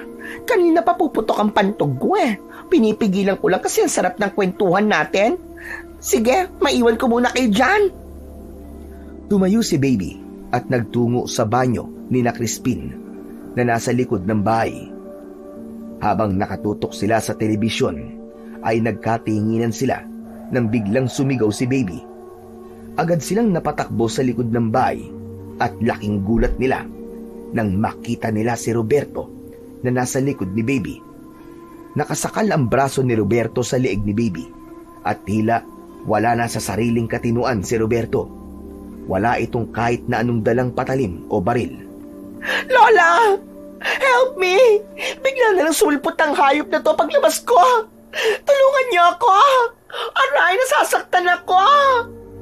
Tumigil kang bakla ka! Papatayin kita! Pipilipitin ko leg mo! Please, please, please, don't kill me! Roberto, pakawalan mo si Baby. Wala siyang kasalanan. Tayong dalawa ang mag-usap. At anong pag-uusapan natin, amor? Wala na tayong dapat pag-usapan pa. Ilang beses ko na kayo kinausap. Pero ayaw nyo pa rin ibigay sa akin ang lupang ito. Akala nyo ba ay nagbibiro lang ako? Nagsabihin ko na ako ang tatapos ng trabaho ng aswang na yon? Pwes hindi ako nagbibiro. At tatapusin ko na ito ngayon. Hinabahan si Crispin habang nakatingin sa mga mata ni Roberto. Kakaiba ang panlilisik ng mga mata nito ng gabing yun. Parang may kakaiba rito pero hindi niya matukoy kung ano. Inakala ni na Crispin na nakakagulat na ang biglang pagdating doon ni Roberto. Ngunit mas lalo pa silang nagimbal nang unti-unting nagbago ang anyo nito. Mula sa pagiging tao ni Roberto ay naging isa itong nakakatakot na aswang. Pulang-pula ang nanlilisik nitong mga mata na animoy nagbabagambol ang apoy at nagngangalit ang matutulis nitong mga pangil. Mabagil langit! Isa kang aswang! Tama ka, tanda! At ginawa ko ito para ako na ang mismong pumatay sa inyo! Pero, paanong nangyari na aswang ka? Noong gabing kinalaban niyo ang aswang at tumakbo sa sagubat ay nandito ako. Sinundan ko ang aswang at bago siya namatay ay ipinasa niya sa akin ang pagiging aswang niya. Mas mabuti na ako na ang tumapos sa inyong maglola dahil malaki kayong tinik sa dibdib ko. Pwede bang mamaya na kayo mag-usap? Ano ba yan? Lola, help me na! Tumigil ka! Isa ka pa bakla ka! At dapat sa'yo ay pinapatahimik na! Nanlaki ang mga mata ni Crispin nang biglang sinakmal ni Roberto sa leeg si Baby.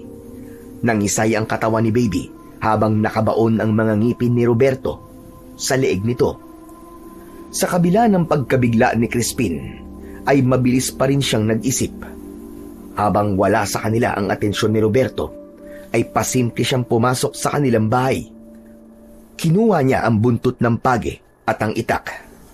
Pinahiran niya ng itim na langisang itak at nang bumalik siya sa likod ng bahay ay nakahiga na sa lupa ang katawan ng kawawang si Baby.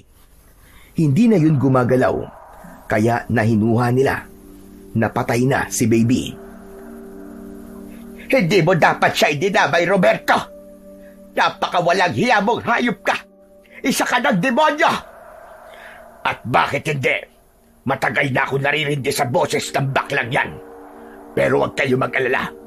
Dahil isusunod ko na kayo sa kanya. Nang humakbang si Roberto, palapit, ay matapang itong hinarap ni Crispin. Itinutok niya rito ang itak habang ang buntot ng pagi ay inabot naman niya kay Lola Amor. Hindi mo kami mapapatay! Baka nakakalimutan mong pinatay namin yung aswang na pinadala mo rito! Huwag niyo kong itulad sa kanya. Mabilis ang naging pagkilos ni Roberto. Walang babala itong tumalon ng mataas at sumugod kina Lola Amor at Crispin. Hindi sila natinag sa kanilang kinatatayuan. Nang akmang kakalmutin sila ni Roberto, ay agad na iniharang ni Crispin ang itak. Nagkiskisan ang bakal ng itak at matutulis na kuko ng aswang. Si Lola Amor naman ay mabilis na inihampas ang buntot ng pagi sa tagiliran ni Roberto, dahilan upang mapasigaw ito at umurong sandali. Kahit pagtulugan niyo pa ako, ay hindi niyo ako matatalo. Tumigil ka na, Roberto. Hindi mo dapat yung ginawa sa iyong sarili. Pagsisisihan mo lang na naging aswang ka. Kung ito lang ang tanging paraan para mapatay ko kayong dalawa at mapunta sa akin ang lupang ito, ay wala akong pagsisisihang mararamdaman. Hindi pa rin huminto si Roberto at tila mas naging mabangis pa ito. Muli itong sumugod.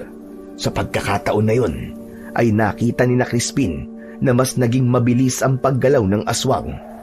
Hindi na nila namalayan na nasa harapan na ito ni Lola Amor. Bumaon ang kuko ni Roberto sa tiyan na matanda at kasunod nun ay inundayan ito ng malakas na suntok sa sikmura si Lola Amor. Napahandusay si Lola Amor sa lupa habang hawak pa rin ang buntot ng pagi, pero kitang-kita sa mukha nito ang kirot. Sumugod si Crispin at sinubukan niyang tagain sa katawan si Roberto, pero naisalag nito ang braso nito. Napaatras si Roberto at umalulong dahil sa labis na sakit, pero agad ding bumawi. Sa isang iglap, sinuntok nito si Crispin sa dibdib. Pakiramdam ni Crispin ay nawalan siya ng hininga at natumba rin siya. Hinablot ni Roberto ang buntot ng pagi sa kamay ni Lola Amor at itinapon yun sa malayo. Kinuha rin ito ang itak na nahulog sa tabi ni Crispin at itinapon ito yun sa kung saan. Pareho nang nakahandusay sa lupa sina Lola Amor at Crispin. Kapwa sila hirap makatayo dahil sa pinsalang kanilang natamo. Gumapang sila at pilit na inabot ang kamay ng isa't isa. Ngunit bago pa nila mahawakan ng isa't isa, ay pumagitna na sa kanila si Roberto. Sinasabi ko na sa inyo, hindi ako kagaya ng aswang ng una yung nakalaban. Kung makikita nyo lang ang itsura nyo dalawa ngayon, nakakaawa kayo. Pero malas nyo, dahil wala akong awa. Parang awa mo na. Ako na lamang ang patahin mo, Roberto. Huwag mo nang inamay si Crispin. Napakabata pa niya para mamatay. Hindi, Lola. Kung papatayin mo ang lola ko, ay patayin mo na rin ako. Hindi ko kayang mabuhay nang wala ang lola ko. Talagang nagawa niyo pang magdrama kahit mamamatay na kayong dalawa. Huwag na kayong magtalo dahil parehas ko kayong papatayin. Pero sino nga ba sa inyo ang aking uunahin? Maawa ka, Roberto. Ako na lamang ang patayin mo. Tumahimik ka, tanda. Mas maganda siguro na ang apo mo na lang ang unahin ko. Gusto kong makita ang reaksyon mo habang unti-unti ko siyang pinapatay. Marahang humarap si Roberto kay Crispin. Pinilit niyang tumayo, pero ramdam pa rin niya ang paninikip ng kanyang dibdib. Patuloy sa pagmamakaawa si Lola Amor. habang umiiyak. Pero ramdam na ramdam ni Crispin na kahit na anong gawin o sabihin ni Lola Amor, ay desidido na si Roberto na patayin silang dalawa. Nang sandaling yun, ay nawalan na ng pag-asa si Crispin. Inisip na lamang niya na mas makakabuti yun dahil parehas silang mawawala sa mundo ni Lola Amor nang sabay. Ngunit lahat sila ay nagulat nang marinig nila ang boses ni Baby na nasa likod na pala ng aswang na si Roberto. Hoy, Roberto! Baka nakakalimutan mo ako! Biglang humarap si Roberto kay Baby. Mabilis na nilaslas ni Baby ang leeg ng aswang gamit ang matalas na itak na itinapon ni Roberto kanina. Napasinghap si Roberto at tinakpan nito ang malalim nitong sugat sa leeg gamit ang dalawa nitong kamay. Pero dahil sa lalim ng sugat nito ay patuloy na bumulwak roon ang napakaraming dugo hanggang sa napaluhod na si Roberto sa lupa. Hindi maaari ito. Hindi niyo ako mapapatay. Pwes, nagkakamali ka, pangit na aswang. Dahil itong tinatawag mong bakla ang tatapos sa buhay mo. Sa ngalan ng buwan, parurusahan kita! Ya! Malakas na tumili si Baby. Umikot pa ito at saka itinarak ang itak sa dibdib ni Roberto. Tuloy-tuloy sa puso nito. Yun na ang tuluyang tumapos sa buhay ng aswang. Bumagsak ito sa lupa at naligo ito sa sarili nitong dugo. Tila nandidiring binitiwan ni Baby ang itak at tinulungan ito sina Crispin at Lola Amor na makapasok sa bahay.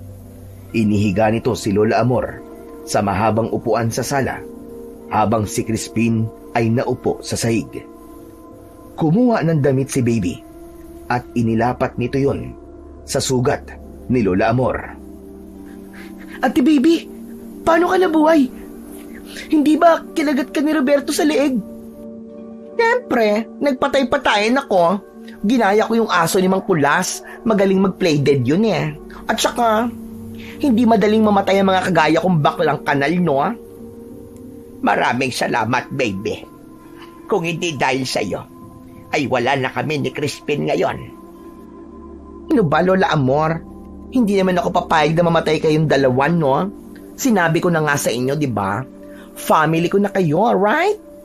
Pero sandali lang, ha? Hihingi lang ako ng tulong kina Kapitan para madala tayo sa ospital. Nagmamadaling umalis si Baby kahit pa may sugat ito sa leeg. Nang maiwan sina Crispin at Lola Amor, ay kapwa nakangiti at nagkatinginan sila. Alam ni Crispin na dahil wala na si Roberto, ay wala na rin ang banta sa kanilang buhay. Sigurado siya na ang gabing yun na ang simula ng mas tahimik at mas payapa nilang buhay sa maliit na baryo ng San Lorenzo. Hindi nagkamali si Crispin dahil simula noon ay naging tahimik na ang buhay nila ng kanyang Lola Amor. Nang gumaling na ang sugat ng kanyang lola, ay bumalik na sila sa pag-aalaga ng kanilang mga tanim at baboy. Si Baby, na buong tapang na tumulong sa kanila sa gitna ng panganib, ay mas lalong naging malapit sa kanila. Araw-araw ay puno ng tawanan at kwentuhan ang harapan ng kanilang bahay. At sa lugar na yon ay tuluyan na nilang nahanap ang kapayapaang matagal na nilang hinahangad.